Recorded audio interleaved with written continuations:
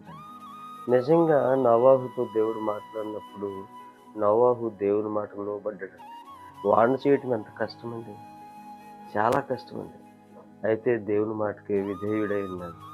ఎందుకంటే మరి అక్కడ దేవుని నోవాహు వాడని చేయమనగానే మరి మారు మాట పలకకుండా ఆయన మరి వాడు చేయడానికి సిద్ధపడ్డాడు. అసలా ఈరోజు మనం దేవుని సన్నిధికెళ్ళాలంటేనే చాలా కష్టంగా ఉంటుందండి మనకు.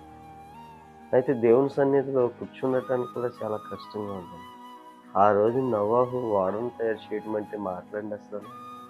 అసలు మాటలండి. మానులు కోసి, ఆ మానుల్ని మళ్ళీ చెక్కలుగా కోసి, ఆ చెక్కలను మళ్ళీ ఓడ తయారు చేయాలి. ఆ రోజుల్లో ఇంత మిషనరీ ఉందండి. మరి చేతులతోనే కదండీ! అసలా మిషన్లు గట్టా ఏమైనా ఉన్నాయా చెక్కలు కోయటానికి? మరి ఎంత కష్టమండి.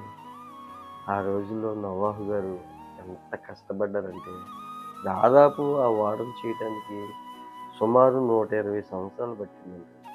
ఈ 120 సంవత్సరాల్లో కూడా దేవుడు చేయమన్న ఓడని చేస్తుండగా, "నేనా ఇంకా రాలేదా? 10 సంవత్సరాలు అయిపోయింది. 20 సంవత్సరాలు అయిపోయింది. 30 సంవత్సరాలు అయిపోయింది. ఏది ఎక్కడొచ్చేసింది జలప్రళయం" అని హేళన చేసిన వారు కూడా నోవాహు గారిని ఉన్నారండి. ఇయాల మరి నేను కూడా చాలా సులభంగా చూస్తున్నాం దేవుని వాక్యాన్ని. దేవుని వాక్యం వెదజల్లబడుతుంది మన కొరకు. అయితే దేవుని వాక్యాన్ని మనం లక్ష్య చేయట్లేదండి. చాలా జాగ్రత్తగా ఆ రోజులో నోవహు కాలంలో ఆ ఓడ తలుపులు దేవుడేసాడండి. అదే నోవాహు అయితే మళ్ళీ తీసేస్తాడేమో. దేవుడేస్తే ఎవడు తీయటానికి కరెంట్.